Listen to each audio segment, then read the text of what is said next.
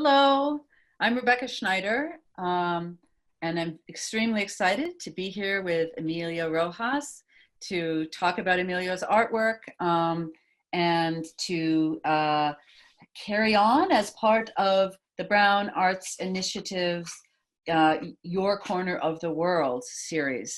It's going to be a thrill to just have a chance to talk. We plan to kind of talk casually, to show some work, to think about work in this time of the coronavirus, to think about work in the context of history and historical trauma and memory. I'd like to introduce Emilio with a little bit of a formal introduction, and then we will go directly to just talking through some of the artwork that has meant a lot to me as I've discovered his work. Emilio is a multidisciplinary artist working primarily with the body in performance, video, photography, installation, public interventions, social practice, and sculpture. He holds an MFA in performance from the School of the Art Institute of Chicago and a BFA in film from Emily Carr University in Vancouver, in Canada. And he grew up in Mexico. Emilio is a young artist and an emergent artist, which is something I'm excited to explore on this series. Someone who is, new to many of our radar screens, and it's going to be actually, I think, really interesting to hear the perspective of an emergent artist in this time when we are all in self-isolation. As a queer Latinx immigrant with indigenous heritage, it is essential to his practice to engage in the post-colonial ethical imperative to uncover, investigate, and make visible and audible undervalued or disparaged sites of knowledge, narratives, and individuals. He utilizes his body in a political and critical way as an instrument to unearth trauma, embodied forms of colonization, migration, and poetics of space. His research-based practice is heavily influenced by queer and feminist archives, border politics, botanical colonialism, and defaced monuments. He has, though he is young, as I've said, he has been exhibited in exhibitions and festivals around the world. US, Mexico, Canada, Japan, Austria, England, Greece, France, Germany, Italy, Spain, Holland, Colombia, and Australia, as well as many, museums and galleries that people will know: the Surrey Art Gallery, the Vancouver Art Gallery, Museo Tameo in Mexico City, the DuPaul Art Museum, the Botan Foundation. He's currently a visiting artist and scholar in residence at BARD in the Theater and Performance Department in New York, and working on some commissions there. So that's where he is at present, and that's where you are right now, right, Emilio? I'm in Providence. I'm in the vicinity of Providence, and I'm a professor at Brown University in Theater Arts and Performance Studies. And where are you right now, Emilio? In Tivoli, New York, so right adjacent to the BART campus, at the Judy Pfaff Foundation, whereas I'm a resident there as well this year. Terrific. Well, I thought we'd get started with, it's kind of a good occasion, I thought, to talk with you as well, because as you know, this book just came out, which is the Methuen Drama Companion to Performance Art, in which I have an essay in which that I start with your work, inspired by your work. And that's partly why I thought it would be terrific to kind of honor this book coming out and to talk with you. It's a chapter called Taking Up Instructions for Becoming that I wrote, and Instructions for Becoming is your series. So I thought it would be good to sort of start with looking at some of those images. And I'll read like 2 lines, no more, of what one of these images meant to me, and then we'll start to just talk about it. So let me put that on the screen with screen share. So yeah, here we have the first image that I saw in the series, Instructions for Becoming. And I just want to read two sentences that I wrote about this as a way in. Consider Emilio Rojas's Instructions for Becoming. Between human body and tree in this 2019 performance artwork subtitled Indio Desnudo, the weight of a limb might bend to the weight of a limb without distinction as to which limb bends first, which second, or where one limb begins and another ends. Human and non-human come undone in each other. As in Aguilar's nature work, and we'll talk about Laura Aguilar perhaps in a minute. In this series, Rojas's intimate and queer laminations place precise jointure in question.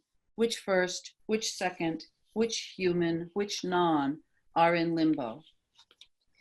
So Emilio, maybe talk to us a little bit about this piece, where you are, and let me know when you want me to move to the next image in the series.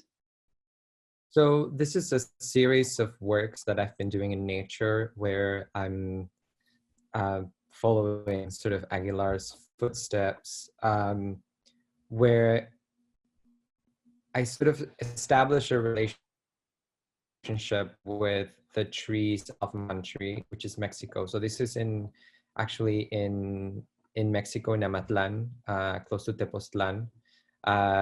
And this is a tree that actually I've been interested for a while because it sheds its bark to avoid plague or any form of thing that would hang to it.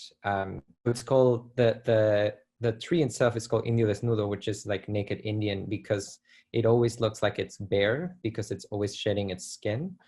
And I was thinking about that in relationship to sort of migration and constantly transforming and sort of shedding your identity. And this is a series of works in trees that I've been doing where I like lay it down on the tree for hours and let my body sort of sink into the tree and become an extension of the tree. And there's a point, I think, I do a lot of meditation where I sort of lose my body into the tree. And I wrote this poem that maybe I can read, that it's about becoming a tree, and it's in Spanish, but basically it's just the parts of a tree and then all these different trees from Mexico. And quiero ser árbol means I want to be a tree. Quiero ser árbol, raíz, tronco, rama, hoja, copa, corteza, fruto. Quiero ser árbol, aguacate, tuya, cedro, teotlate, ahuehuete, amate, sabino. Quiero ser árbol, semilla, leño, anillo, piñón, follaje, ramaje, cima. Quiero ser árbol, jacaranda, ocote, tule, capulín, ciruelo, pirul, canelo. Quiero ser árbol, tepescohuite, palo santo, huizache, corcho, caoba, ceiba, encino. Quiero ser árbol, colorín, acacia, sauce, eucalipto, aguejote, isote, pino. Quiero ser árbol, hacer de la luz corteza, de la tierra fruto, de la lluvia anillo, de mi sangre resina, de mis lágrimas ámbar, de mi aliento copal, de mis pies raíces. Ahora solo soy agua que corre, fuego que arde, tierra sin nombre, viento sin rumbo. So the last part, it says, I want to be a tree, make bark out of light, fruit out of the earth, rings out of rain, resin out of my blood, amber out of my tears, copal, which is this kind of like a sage that you would burn out of the resin, copal out of my breath, and roots out of my feet. So also, like being a migrant, I constantly think about going back to my roots, which is going back to Mexico. And that sort of has become a way for me to think about, well, what has roots? What is like a sentient thing that has roots? And trees have always since I was a little kid, I've been sort of fascinated with trees, and more I sort of thought, we've been thinking about, I've always like was climbing them and holding to them, and then just last night when I was like sort of thinking about this interview and your writing, because I love what you wrote for this book. I wrote this little thing. So it's called "Holding to Trees Holds Me." I do not longer know who's holding who, trunk to trunk, limb to limb, bark to skin. Is it you whose embrace I longed for so long? Brace yourself for what you long for. Beware of who you wish to spend your final days with.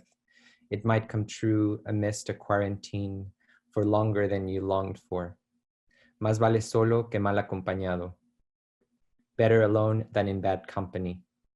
We are all waiting, waiting to be witnessed, pressing my depression into your skin, my fingers to your sins, my rings to your rings, my lips to your openings, where it all again begins. Wow. Emilio, that's beautiful, really beautiful. I've switched to the other slide so that we can see this with the, and I love how, in a sense, the idea of finding your roots, you know, becomes literal here, of course, but it's also finding your roots in your limbs. You know, the question of extension is very literal here and very beautiful. I first encountered this just listening to you read the poem. I remembered where I first saw it. I was on my own research trip, and I was looking into, I was in the South and looking into witness trees on plantations. And during, you know, prior to the Civil War in the South, on the plantations, enslaved people would often sort of nominate or name a live oak as a witness tree to bear witness to atrocity. So I've been very fascinated with that as well. I find this piece very moving in regard to the thoughts I was having at that time about that. You had told me that you say a little bit maybe about duration and meditation, because this is not a snapshot taken just, oh, I'll go lie on the tree and then take the picture, right? You know, how long were you here, and how do you make this work? So all of this works, I sort of lay on the tree for about 7 to 8 hours. It's sort of like losing consciousness into becoming the tree. This is the roots of the ahuehuete tree, which is a very special tree in Mexico. And this is like La Poza de Amatlan, which is the kind of birthplace of the historical Quetzalcoatl. So this is like a very magical space. Also, there was like a hole in that. These are the roots. It's not the branches, but the roots of the ahuehuete that usually kind of surround bodies of water. And there was a hole in that root. So I like dive my head in and sort of stayed there. And at some point, I started feeling like critters, bugs and things crawling into me. And I started thinking about how the tree feels that in their skin. Like I was just feeling in the bark of the tree, and how there's this book, The Secret Lives of Trees, where the author talks about there's like 4,000 organisms in like a tree at any single time, between birds and bugs and other living things. And at that point I was like, oh, I'm like truly sort of becoming this thing, this living thing, into like becoming the roots of it. And it's also like really healing for me, because as a migrant, I think a lot of the times it's really grounding to go back to Mexico and be able to like reconnect with your roots, literally, and your family and your food and your friends and your sort of traditions. So it's always kind of, I come back to the US or to Canada when I was in Canada, and I always felt like refreshed and ready to like keep going. So it's also like a ritual for me to go through this sort of moments that we're experiencing, of a lot of trauma and crisis and a lot of xenophobia and fear. Yeah. Yeah, I feel like this, the beauty of the entanglement here, um, the withness, the being with, right? Mm. Where on a border, if this is also kind of about borders in a certain way, the border between and among the tree and your body, where it becomes sort of indistinct and yet is obviously there, is rich for a lot of thinking about ways of being with and life ways, right, that are with each other, with our environment in ways that are not extractive or not, you know, that are respectful, if you will, of the environment. And I find your work really sort of powerful in relationship to that.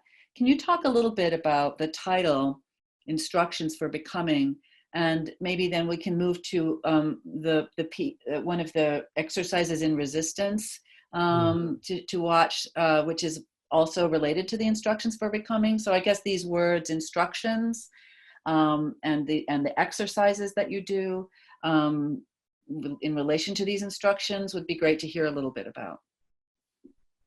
I like the word instruction because I work a lot with this with my students, but it sort of implies that it could be followed by someone else, and it was left for you to do. So it was like you were instructed to do something. So it talks about a lineage and also someone suggesting an action.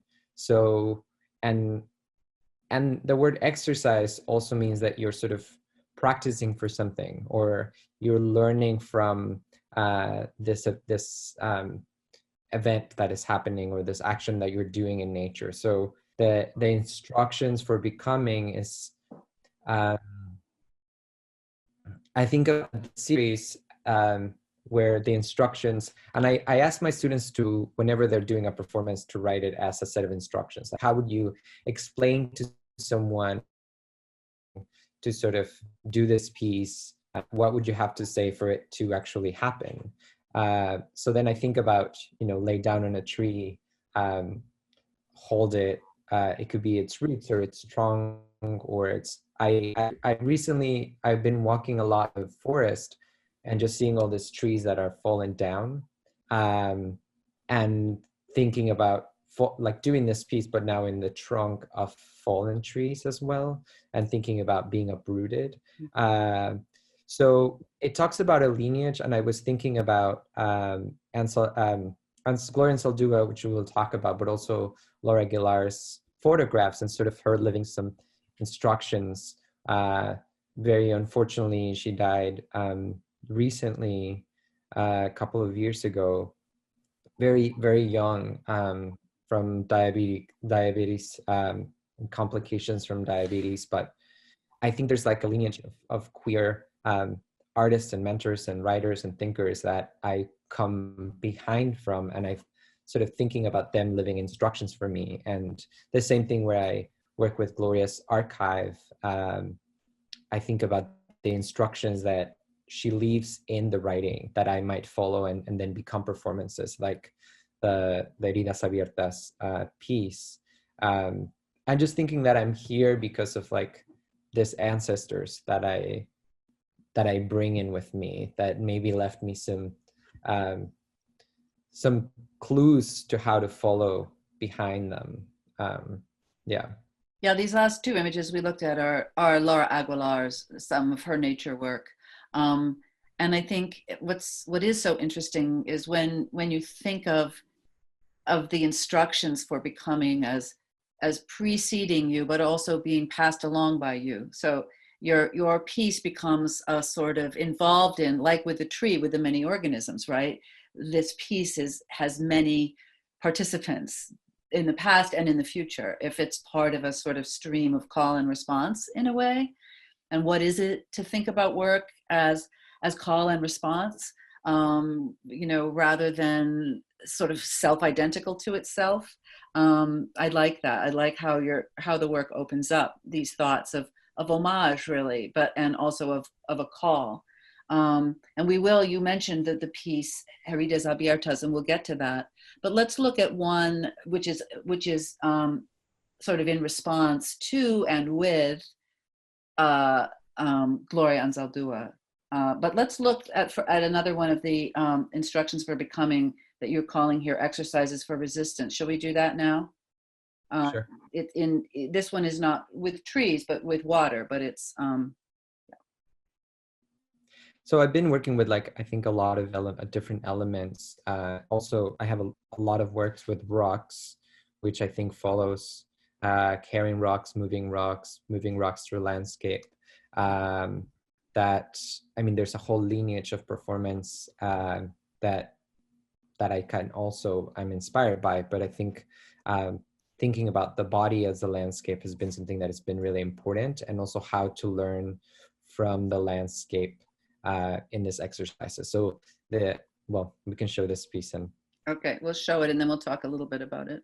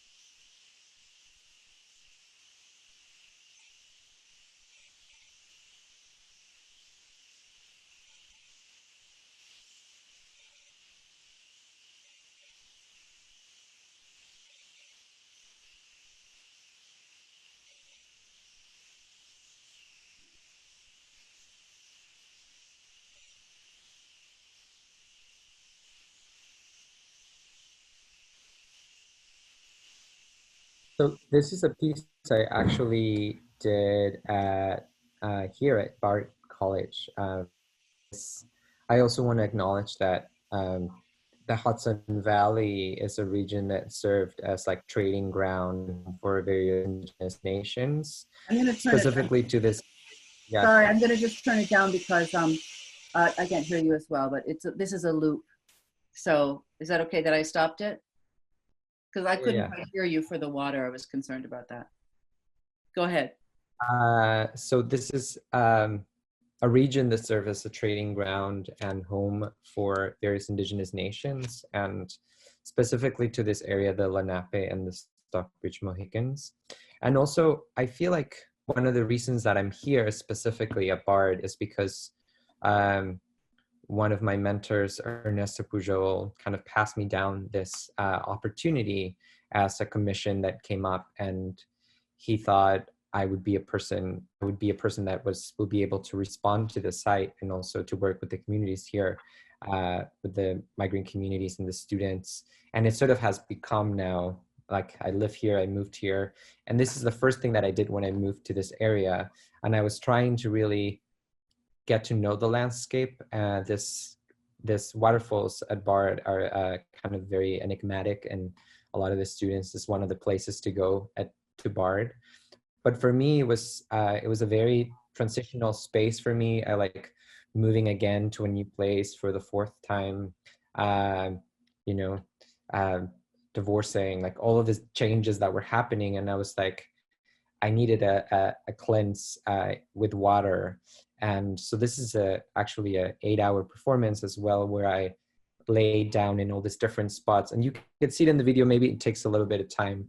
I've actually shown this video in a conference once, and I was giving, it was projected into a big screen, and someone came back after me. It's like, oh, I loved your lecture, but I really didn't understand why there was a waterfall on top of you. And they never saw the body. So there's in this one, there's like 7 bodies that are kind of fighting both the pressure and the current, and being able to breathe, resisting sort of, so it's called Exercises for Resistance, and it's part of the instructions for becoming. But for me, it was really sort of a cleanse and trying to know the landscape and what can you learn from that pressure, and feeling, I was feeling that there was a lot of pressure and resistance of my part. So how can you work with the water? How can you become the water? And I remember I finished this and I slept for like 13 or 14 hours after that because my body was like so exhausted. But I finally felt like I had arrived to this area that I just moved in, and it's really become a home for me. And I think as a migrant, that's something that I constantly think of, like what are the rituals that we have to create ourselves or invent ourselves. And in relation to water, there's like one unifying factor of all religions is that they all have kind of a ritual of ablution, which means like purification through water. So this is both like an exercise to learn from nature, but also an exercise for belonging, instructions for belonging, for being, for moving. And it was, I don't know, it was also like just not, it was just me in nature. It wasn't like a public performance. It was, I think there was a parent group that was led through it. And I remember hearing the person that did the guiding saying that, oh, here at Bard, we're very creative, and we, you know, this is probably a film student like shooting. And the parents were like really, I almost stopped and I was like, well, no, it's just, and yeah, that's where I'll stop for now. Okay. Sorry. Now these other bodies, these are all your body? They're all my bodies, yeah. Yeah. So I left the camera still, and then I moved through along. That's why the light is sort of like different in different areas, because I like moved, and then I kind of create vignettes and paste it all together in video editing. So This can but be it's all my on a continual loop. Yeah. Yeah, it's on a loop. Yeah. That's terrific. So let's talk now about the ongoing piece, Heridas Abiertas a Gloria, or Open Wound to Gloria.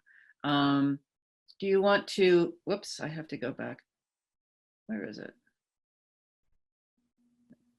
I'll let you tell us about this piece, Emilio. Yeah, so this is a piece that I've been doing since 2014. I've been working with Gloria and Soldua's archive at the University of Austin in Texas, the Benson Latin American collection. And the opening line of her book, Borderlands La Frontera, starts by saying the US-Mexican border is an open wound where the third world grates against the first and bleeds. And before a scab forms, it hemorrhages again. And the lifeblood of two worlds merging to form a third country, a border culture.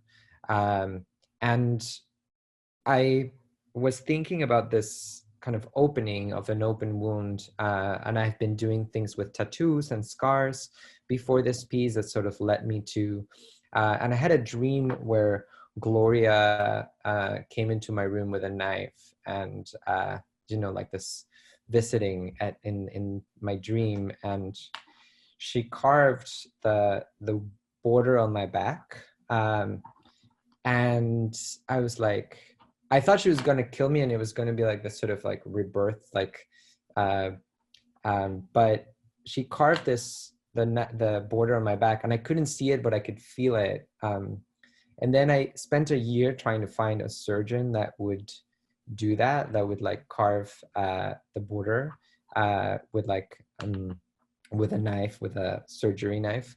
And of course, like no one would do it for liabilities. But then I've been working with tattoo, so I thought a tattoo is an open wound at the same time. It's like you just add ink. So this is a piece that I do where I create the 22 inches tattoo on my back from my first vertebra to my last, and it's the US-Mexican border.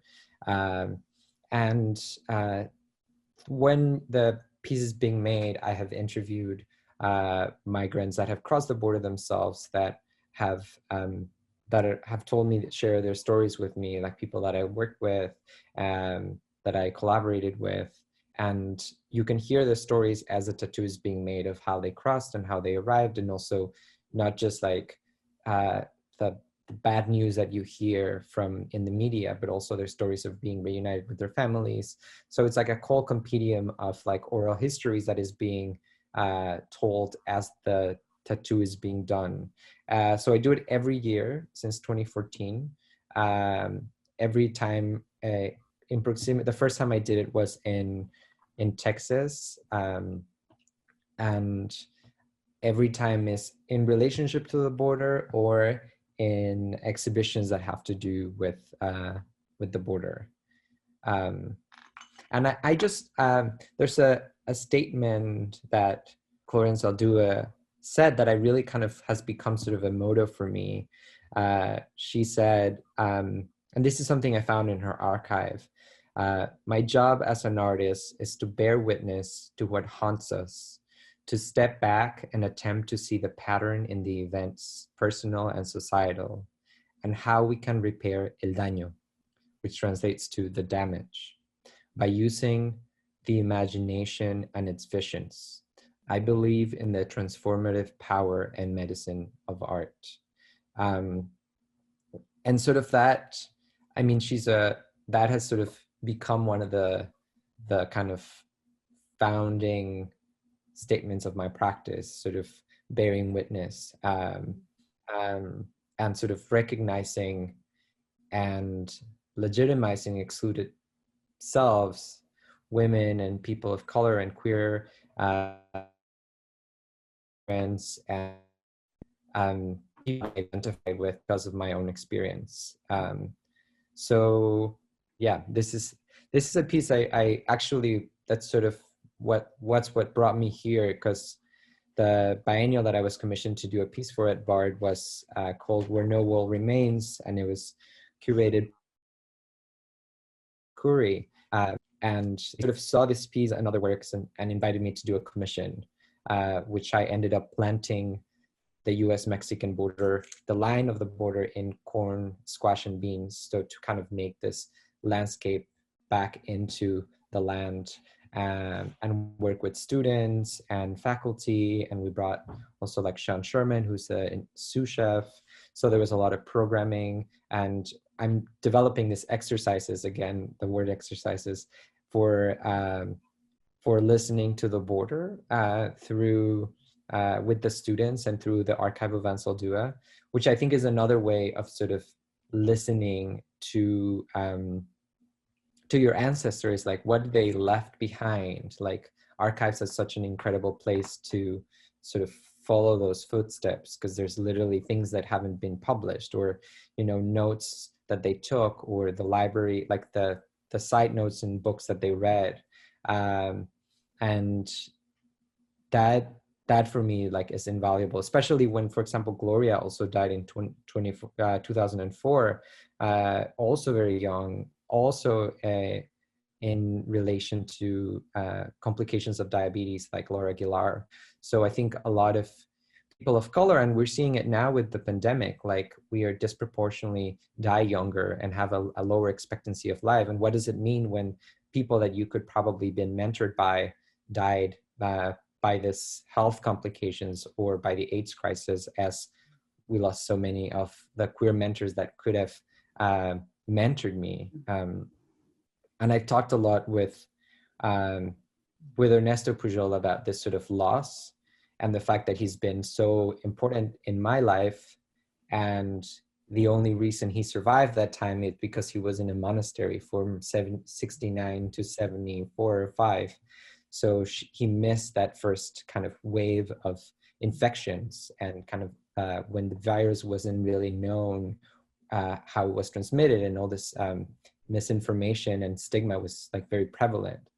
So yeah, I'm gonna stop there. No, that's oh no, it's very moving, very profound, very this gesture to Gloria, with your head on her book, And it also, of course, seems to call out, although I hadn't thought of this before, the other very influential book she did with Shri Moraga, this bridge called My Back.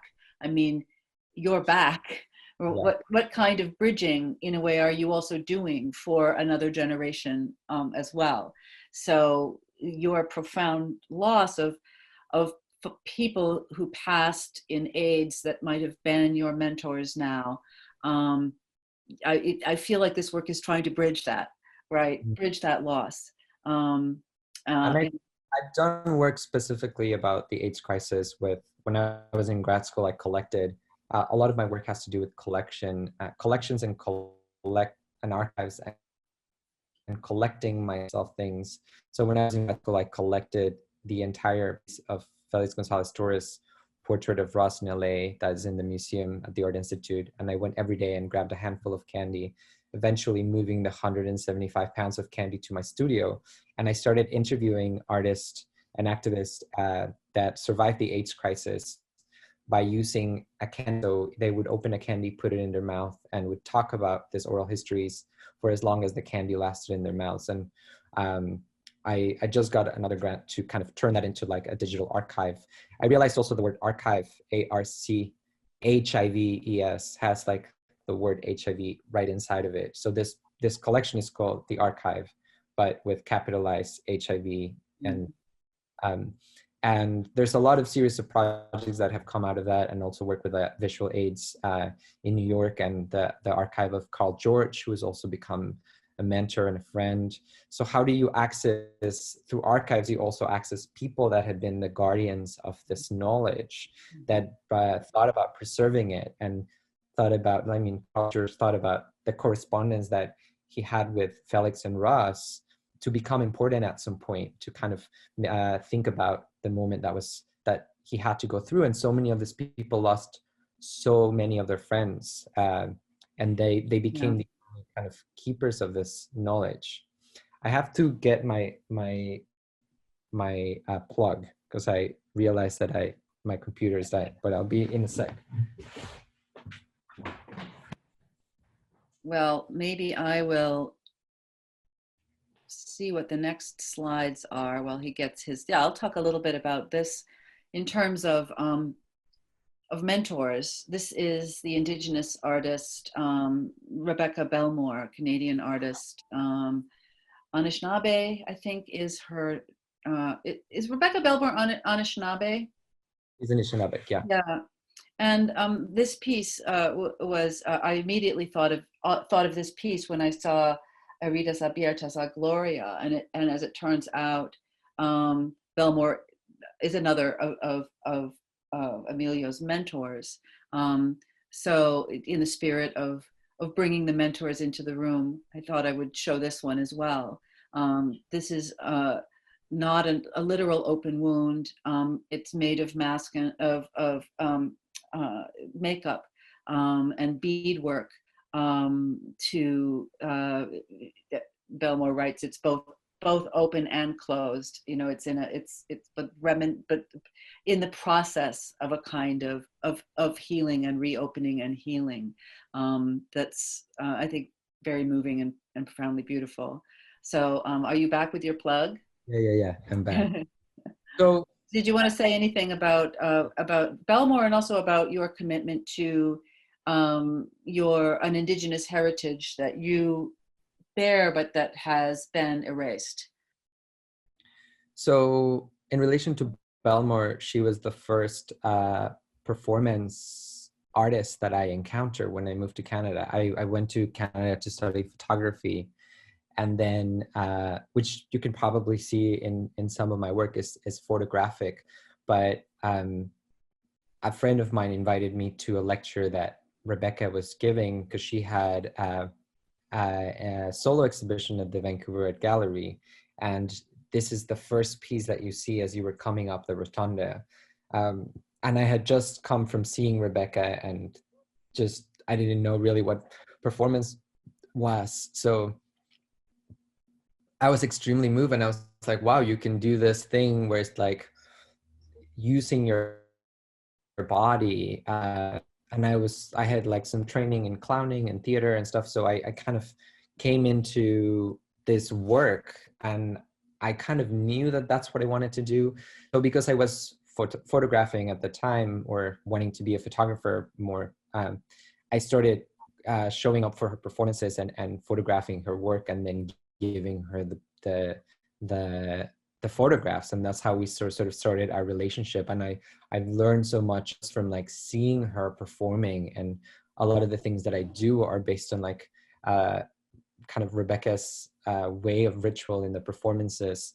And of course, my piece in the back is like influence and sort of like in relationship to this piece. And Rebecca knows about this piece, my piece as well. So there's, she's basically the reason why I sort of shifted into performance instead of going into photography, or the first person that I was sort of mentored into performance. And then I've realized that, so my father is indigenous from Mexico, but he left my family when I was 2 months old. So I didn't grow up with this heritage. And that's sort of like having connections with these mentors like Rebecca Bulmer or Bo Dick, which just yesterday, I'm thinking about the archive, when I was working with Bo, who also died really young. Again, I think there's a recurrent theme of like brown and black and brown and indigenous people like dying young, and what does that do to like mentorship and lineage? He gave me his hat when I was working in his studio, and it doesn't really fit me. Like, well, it's a weird fit, but I just have it wherever I go. I always have it in my studio, and sort of like a reminder. Bo Dick was a Kwakwa artist in chief, who like taught me a lot about the deep connection with materials and ceremony and the land. And then thinking about this past like 13 years I've been making work, my relationship with indigenous artists like Nicolas Galanin and Jeffrey Gibson and Brian Youngin and Edgar Hippo Birds and Skinner Reese and James Luna, who also died young. It's has really nurtured and shaped my process as an artist and a person. And I think that has been like my real school. This sort of, yes, like institutions are great, and the Art Institute was amazing, but I think there's something about the way you learn from mentors and friends, and just observing their practice and their work and visiting their studios. Bo, actually, maybe we can go into the piece. Well, Do you want to? Sorry, do you want to talk about sort of the decolonial aspect of some of your works, like Twice Stolen Land? I missed the chat, I think, that Greg sent me about the time where we are. Greg, do you want to communicate with me again? Emilio. Oh, okay. So we of course had, I knew this would happen, so much fabulous things to say about instructions for becoming and heridas abiertas, that we need to sort of move on, I think, to we can talk about one more, which maybe would be Twice Stolen Land, or unless you'd rather go back to where you came from, or Santa Maria's, or what do you think? Talk about, I wanted to, are we like in 40 minutes now? Yes, I think we are. I think we're actually closer to 45. Wow. I mean, we could also, go ahead. I wanted to read, it was Maya Angelou's what would have been her 92nd birthday on April 4th. And I was listening to some interviews as I tried to learn from my kind of ancestors that have died. And she gave a lot of speeches in commencements, and she always said to enter a room with, and to bring the people that have loved you. So I wrote this little poem called Enter a Room to Maya Angelou. I'm thinking about ancestry and who you bring with. So it's called Enter a Room to Maya Angelou. Enter a room. Leave the door open for everyone who ever loved you to walk in behind you. You are never alone. An army of one ready for battle and rebirth. Summon all the words of kindness ever spoken to you by all the tongues of your ancestors. Remember, the dead can still walk through doors, even walls, and surround you. Enter a room, prop the door open for everyone who comes after you without keys. Better yet, unhinge the door, take it down, leave a portal, set the door on the floor as a reminder, a welcoming mat with the words, never take access for granted. So I was thinking about like, not only who has like left the door open for me or has propped the door open, but who am I leaving it open for? And I think that's sort of the continuation of mentorship, like who am I becoming a mentor as I'm now a professor at Bard and in the future other institutions. And then today actually was like signing up day for the courses for the fall, and I got emails from current students that are like, want to take my fall class, and just like sort of continuation of teaching and leaning. I'm sure you're absolutely terrific teacher. I want to share with folks just briefly by sort of a short description the piece called Twice Stolen Land, in which you roll grass on those rolls around 25 kilometers, right? Returning, in a sense, returning land to the Musqueam Nation. It's a powerful piece that exists as a video.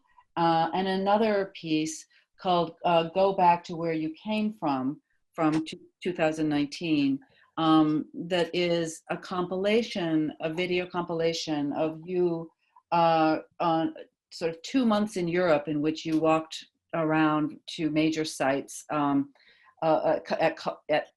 centers of the colonizers, really, right? You were in London and in Spain, wearing a ship on your head.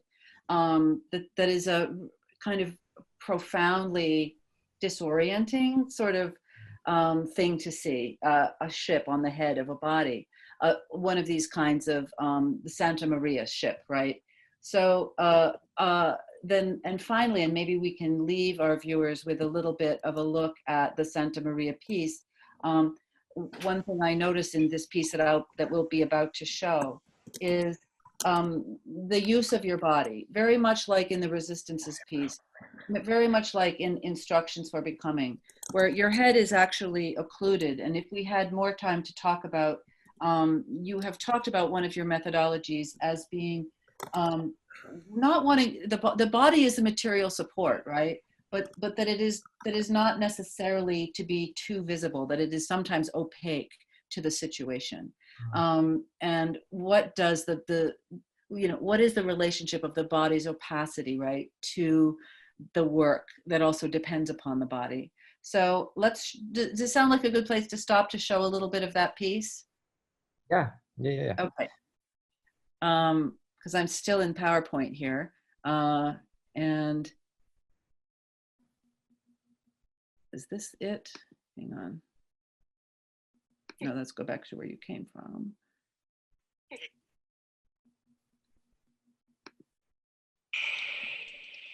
Dios te salve, Santa María, llena eres de gracia. Poseidón es contigo. Bendita tú eres entre todos los navíos y bendito es el fruto de tu vientre, Colón. Santa María, Madre del Mar, ruega por nosotros, indios remisos, ahora y en la hora del genocidio. Amén. Dios te salve, Santa María, llena eres de gracia. Poseidón es contigo. Bendita eres entre todos los navíos y bendito es el fruto de tu vientre, Colón. Santa María, Madre del Mar, ruega por nosotros, indios remisos, ahora y en la hora del genocidio. Amén. Dios te salve, Santa María, llena eres de gracia, Poseidón es contigo. Bendita tú eres entre todos los navíos y bendito es el fruto de tu vientre, Colón. Santa María, Madre del Mar, ruega por nosotros, indios remisos, ahora y en la hora del genocidio. Amén. Dios te salve, Santa María, llena eres de gracia, Colón es contigo. Bendita eres entre todos los navíos y bendito es el fruto de tu descubrimiento, América. Santa María, Madre del Mar, ruega por nosotros, indios pecadores, ahora y en la hora de nuestra muerte. Amén. Dios te salve, Santa María, llena eres de gracia, Poseidón es contigo. Bendita tú eres entre todos los navíos y bendito es el fruto de tu vientre, Colón. Santa María, Madre del Mar, ruega por nosotros, indios remisos, ahora y en la hora de nuestra muerte. Amén. Dios te salve, Santa María, llena eres de gracia, Colón es contigo. Bendita eres entre todos los navíos y bendito es el fruto de tu descubrimiento. Amén. Santa María, Madre del Mar, ruega por nosotros, indios pecadores, ahora y en la hora de nuestra muerte. Amén.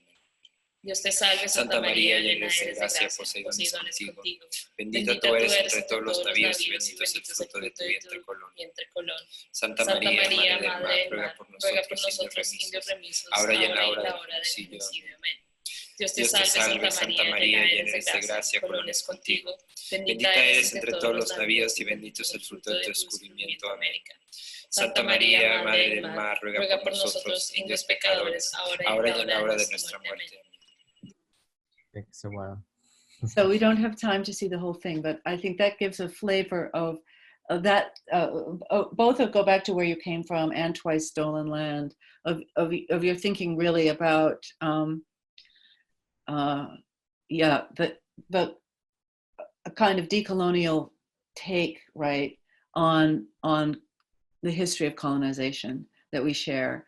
So I want to thank you really for being so generous with talking about your work and talking with me about your work over the last year. I think there's so much more, actually, even in just choosing these pieces. There were other things that we could have talked about as well, and we could go on and on. I hope that you got as much out of this as I did, and that those that are listening have gotten a little bit of a flavor of how really important and beautiful and moving your work is. So thank you, Emilio. I want to thank you, Rebecca, for thinking of me for this conversation, and also Kira Del Sesto for creating this platform, and Sean and Gregory for helping us make it happen as well.